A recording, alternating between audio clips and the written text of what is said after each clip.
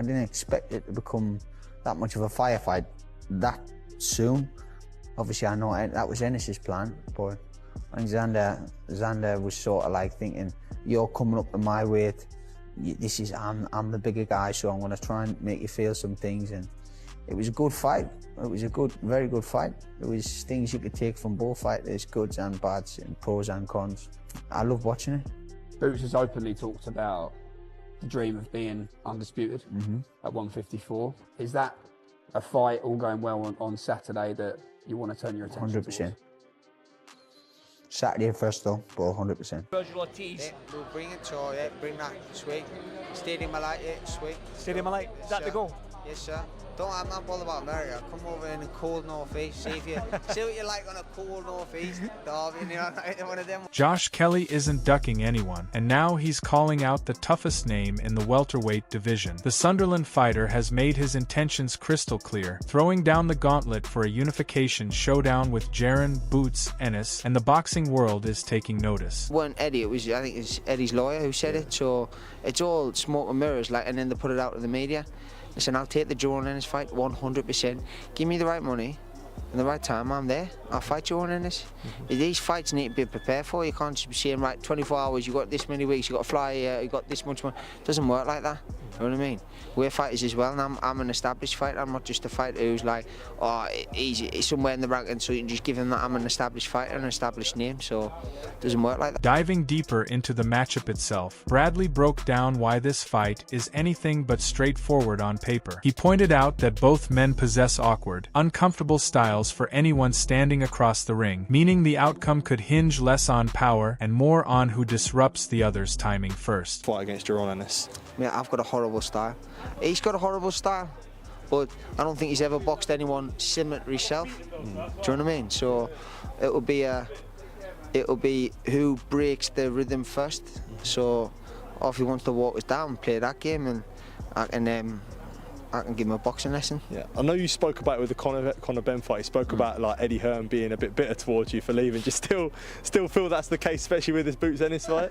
I mean, I don't know why he's not answered the phone, Adam. Like, ring Adam. No, don't go through lawyers and don't put it out there in the media without us knowing it. Kelly closed out his comments by making it clear he won't be boxed into terms meant for a prospect still climbing the rank. As a fighter with real standing in the sport, he's not interested in scrambling to meet last-minute demands. Still, he left the door open, confirming he's genuinely up for the fight, provided the purse and scheduling line up. So get the best out of yourself, and you must feel like Jaron Ennis, who, you know, arguably people talk about him being a pound-for-pound spar, you must feel like that's your statement almost to a world scene, being like, look, I'm here and I'm definitely in these conversations. For sure. I mean, my name's getting linked with them, so I must be someone who is there and thereabouts. Do you know what I mean? Well, I am someone who's there and thereabouts. There's in the rankings, there'll be updated rankings. There'll be Zayas, me, then Jaron Ennis. Yeah. So for me to go straight and fight for a world title, I'd rather that all day long. But I have to fight Jaron Ennis to get there. And so Adam Booth weighed in with a clear head, agreeing that the numbers line up with both men sitting near the top of the WBO rankings. A clash between Ennis and Kelly could realistically serve as a final eliminator for a world title shot. Booth made it clear his side isn't shying away from the opportunity, but stressed that the terms must be right. WBO rankings. The champion is now Xander Zayas. The #1 contender was Perez, who's just lost to Zayas, so he drops down. The next challenger is Josh Kelly, and the one after Josh is Jaron Ennis. So it makes absolute sense to try and make that fight, because it would look like a World Cup semi-final. It's a final, it could be a final eliminator. So I get it, it makes sense. And if you want to make it, then make us the right offer. We want the fight, and we'll talk business. That's what I mean. When it comes to fighting someone like Boots as well, like, he's obviously somewhat a name in America. You know, he sells a lot of tickets in Philadelphia on the East Coast. Booth also pulled back the curtain on the business side of things, revealing that Ennis' name had already been written into their multi-fight arrangement from the start. He admitted the deal was struck at a time when many doubted Kelly. But with his recent form flipping that narrative, Booth framed it as simply a question of business lining up with the right moment. About Boots as well. Great fighter. Yeah, exactly. Doesn't have a belt. But what was it? Because Eddie was saying, obviously, the fight, like, Josh had signed for the fight. So we signed a multi-fight deal with Matchroom, and in that contract there were names, and Boots Ennis is one of them. And we signed that contract at a time when let's be honest, everybody hoped that Josh would win, but nobody truly believed he was going to win. Yeah. And not only has he won with class. Yeah. He won with class in an amazing event, and the feedback and the backlash from Saturday night has been incredible, and it's probably been more than any of us could have hoped for. Adding his perspective to the conversation, Timothy Bradley Jr. broke down why this matchup deserves serious attention. He positioned Kelly as a genuinely tough test for Ennis, arguably trickier than the Ortiz fight, pointing to his hand speed, foot speed, and slippery, hard-to-read movement as the qualities that set this potential clash apart from the rest. Another guy that they're talking about Boots facing is Josh Kelly. I think Josh Kelly's a little bit more difficult fight, believe it or not, than Virgil Ortiz. Styles make fights. Josh Kelly don't look like much, but he's quick. He got good reflexes. He got some pop on his shots. He's very deceiving. And he got legs. And he gonna move around all night, and Boots gonna have to chase. He gonna have to chase. And he gonna have to chase. And you know, Boots don't really like to chase. Building on that point, Bradley explained exactly what makes Kelly such an awkward assignment. He said Kelly's sharp reactions and ring IQ would put Ennis in the uncomfortable position of having to be the hunter, constantly working to cut off angles against a fighter built to slip away and frustrate opponents. Talking. Well, if he's standing right there in front of me, it's gonna be night. You know, it's not gonna be a short night. They like guys that stand in front of them. Virgil Ortiz, yeah, they like guys that stand in front of them. That's what they like. But I think the fight's going to be a little bit more challenging just because of that aspect. I think Boots will eventually catch up with him, cut him off, hurt him with a big shot, because, you know, Josh Kelly isn't the most, his defense, even though he's very elusive, Boots throwing combinations, something eventually gonna crack that defense. Wrapping up his breakdown, Bradley still landed on Ennis as the favorite. He argued that despite the early difficulty, staying composed and consistently walking Kelly down with combinations would eventually pay off, with Ennis expected to find the gaps in Kelly's elusiveness and close the show emphatically. Patience and relentless pressure would be the difference makers. You know, especially when guys that they just like to use the head movement and be, you know, elusive and agile. You can let those punches fly, man, and something eventually is gonna get in there. And as long as Boots is pressing forward, cutting off the ring, right, prepare himself for boxers, he should have no problem beating Josh Kelly. However, like I said, it's gonna be a little bit more time for him to be able to get to him, judging by, you know, what I know about Boots Ennis. While Paulie laid out the case for why this fight makes the most sense right now, he pointed to the shared Matchroom banner as a natural connection, while also noting Kelly's current standing as IBF World Champion, a detail that, in his eyes, turns this from a mere option into a genuine unification opportunity. The easiest fight to probably make is the Josh Kelly fight. You know, Josh Kelly's the IBF Junior Middleweight Champion. He's also signed to Matchroom, as is Jaron Ennis. Josh Kelly was at one time looked at as a budding superstar, good-looking kid, an Olympic medalist, but as a pro, he just wasn't panning out at all. And it looked like he was going to be a complete bust. And then out of nowhere, he came up and he upset what's his name for the IBF title in his last fight. It was the other boogeyman at 154 pounds. Josh Kelly did. I forget these names. All these too many Eastern Europeans here. Digging deeper into what Kelly could bring to the table, Paulie revisited his amateur pedigree. He recalled Kelly's roots as an Olympian and a prospect once tipped for big things, suggesting that on the right night, with everything clicking, he's capable of giving Ennis a genuinely stiff test. Paulie was careful to note that consistency has been the biggest question mark throughout Kelly's career. 30, right?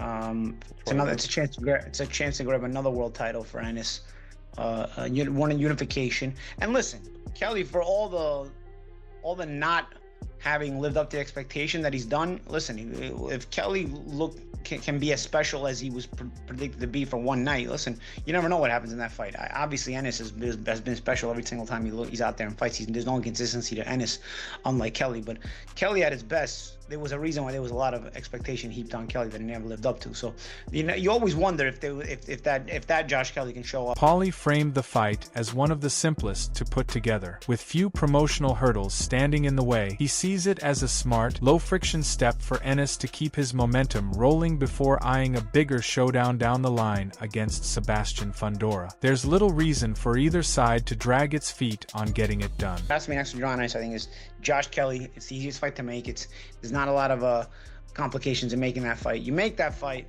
and then from there you go into the Fundora fight. Depending on how Ennis does and looks against Kelly, because again, Ennis looks terrific every time he's fought, and so that's why he is this budding star. But when you are a budding star, there's also so much expectation for you to look good every single time out. So we'd have to make sure that Ennis stays consistently looking really great so that he can move on into the picture with Fundora possibly. And Fundora, of course, is a very difficult guy to deal with. Listen, Fundora is going to be difficult to deal with for anybody. Adding weight to the discussion, Sergio Mora and Chris Mannix broke down why Kelly fits the moment. Both saw it as a smart, winnable unification opportunity, a chance for Ennis to keep his championship momentum rolling without diving straight back into grueling, high-stakes territory like a rematch with Ortiz or a bout against Fundora. I mean, that's the I shouldn't even say easiest. Josh Kelly is a hell of a fighter, but he's not as hard as Fundora. He's not as hard as Virgil Ortiz. I mean, these are monsters. I mean, he just got done with a physical fight. Even though Boots was in a one-sided physical fight, it was still a taxing physical fight. And for him to come back and be in another one right away, it doesn't make sense when he's already reached this elite level, and the paydays are going to follow. And like you said, cracking the pound for pound rankings. This is what you worked your entire life. Naturally, the conversation shifted to where such a fight could actually take place. Mora floated the idea of staging it in the UK, given Kelly's background, but Mannix pushed back, pointing out that Kelly doesn't carry major drawing power at home, steering the discussion toward a US setting as the more sensible option. The duo then turned their attention to the timeline. Mannix suggested a Kelly fight is very much doable before the year is out, likely landing sometime between September and November, while a potential showdown with Ortiz seems destined to wait until early 2027 at the earliest. For now, Kelly appears to be the most practical step before a bigger unification clash. Unify, it's another champion. It's a winnable fight. It's a fight that would probably sell really well, especially if it's in the UK. No, it does not. It doesn't sell anything in the UK. Josh Kelly's not a big star. Josh Kelly would do well? No, I don't. I don't think it does well over there. And I don't think Matchroom doesn't think it does well over there. Matchroom's not putting that fight in the UK. That's in Philadelphia. That's in Atlantic City. That's in New York City. Maybe that's in Vegas if you can get enough money. There's no way that Boots Ennis happens against Josh Kelly. I don't disagree. Well, it's always under my impression that when we're dealing with a British champion. Shifting focus to a broader debate surrounding the matchup, Sean Porter weighed in on style versus substance. Both fighters are widely praised for their elite athleticism and eye-catching movement. But the real question is which man offers more than just flash. The debate centers on whether Kelly has the staying power to hold up against someone of Ennis caliber. The right fight, a fight that makes the most sense. Virgil, I would want to do Virgil next if I'm a boxing fan. I'm Eddie Hearn, but my understanding is that Virgil is more likely to take another fight before going into a fight with Boots. He hasn't, I keep reading this stuff. People he's been off for a year.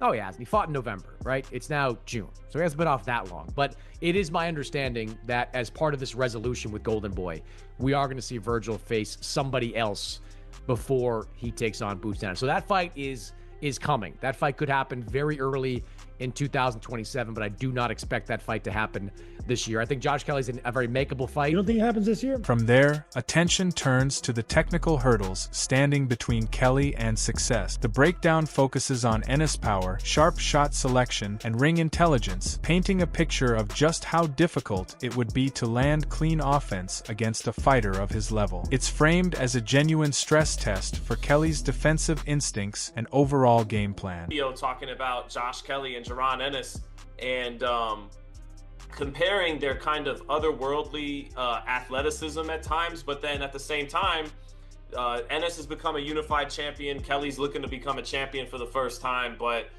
there's still the jury out on Jaron Ennis at the highest level. Is he more sizzle than steak? And right.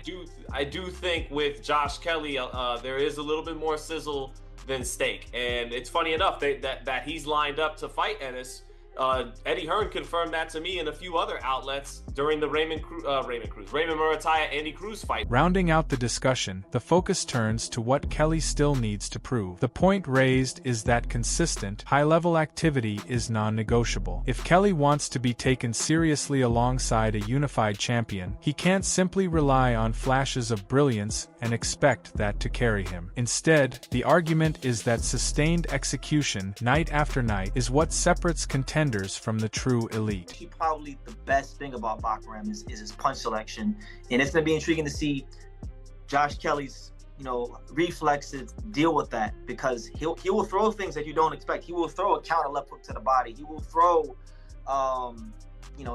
the lead right hand if you overcommit. So I think this fight's going to be a test of Josh Kelly's not just talent, not just his will, but equally his boxing IQ.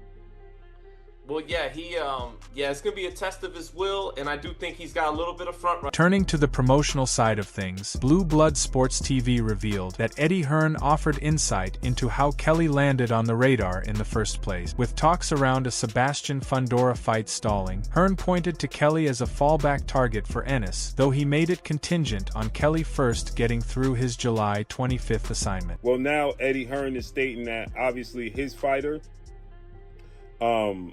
who beat Bakaram Mataliev shockingly, has a fight coming up. He has a fight coming up July 25th, and that's Josh Kelly. Okay, it looks like Josh Kelly, he be victorious. Okay, who is 18 wins, 1 loss, 1 draw, 9 wins by way of knockout. 32 years of age, British fighter. Building on that, the discussion shifted to why Kelly's name now carries real weight. His standout upset over Bakaram Murtazaev earlier in the year was singled out as the turning point, a result that instantly boosted his profile and placed him in serious contention as a credible threat to a fighter of Ennis stature. Shockingly, in a very entertaining fight, he won a majority decision. Bakaram Mataliev was seen as the boogeyman in the division. Josh Kelly beat him shockingly. In the eyes of many, including myself. I was extremely shocked that Josh Kelly won that fight. I was picking Bakaram to win the fight, okay?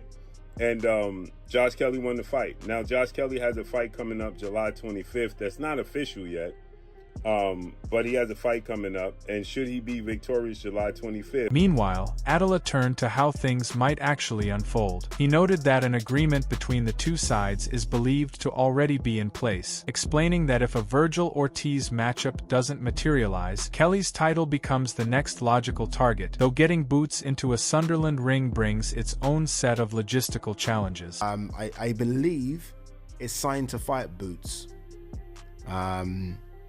Don't know about that. I mean, Boots is gonna fight, I think Eddie mentioned something, or was it Ben Whittaker mentioned Atlanta, and I'm guessing that's gonna be very soon. Josh Kelly is not gonna turn around to fight that soon, so I'm guessing the hope is Boots will have one, which won't be Virgil, and if they don't do Virgil, they'll go for Josh Kelly's IBF title.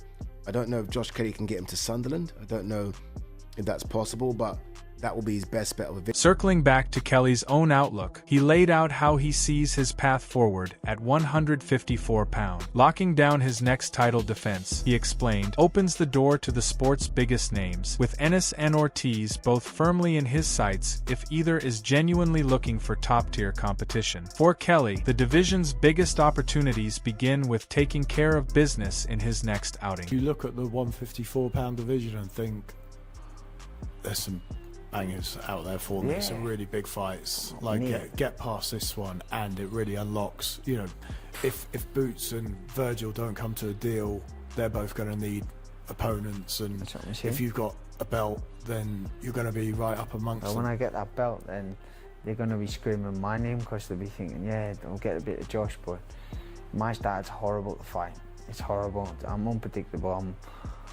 I can fight as well, and actually, when I grew up, I was a tough... From there, he explained exactly why he believes he's such an awkward matchup for someone like Boots. Kelly described his style as a bag of unpredictable tools, one that resists easy preparation, setting his slippery, hard-to-time movement apart from the more conventional approaches most fighters bring into the ring. He also insisted he has the grit to stand toe-to-toe with anyone. In his view, forcing opponents into unfamiliar territory is what gives him his greatest edge. From Sunderland, I used to stand toe to toe and just go with people.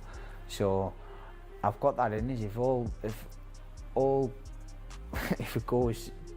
tactics go out the window and listen, get to a fight, I'm tough and I'll get in there and I'll stand with you and I'll go. If that needs to be done, it needs to be done. But that's what I'm saying, I'm unpredictable and it's hard to prepare for someone like me. He closed by pushing back hard against any suggestion that he's all flash and no substance. Far from being just a fighter who wins on footwork alone, Kelly made it clear that he's fully prepared to dig in and trade if a fight against someone like Boots turns into a genuine battle. In his view, toughness is just as much a part of his identity as his movement and skill. I'm just a box of tricks. It's horrible. I suppose with the PBK moniker and how you look and all the rest of it, people don't appreciate that side of your game. They think that you are a pretty boy who does the slick stuff and great footwork on Instagram and all the rest of it. But when the going gets tough, you're keen to get going. I haven't really had to show it really. Obviously, 147, I was just a shell of a man in terms of weight and mindset and everything. But just ask any one of the guys who I've ever sparred, ever been in. Can Josh fight? Yeah, he can fight inside, 100%. But whether it's Sunderland or a US arena, this could be one of the most intriguing unification fights the division has seen in years. Boots Ennis versus Josh Kelly. Is this the fight that finally gets made? Drop your prediction in the comment.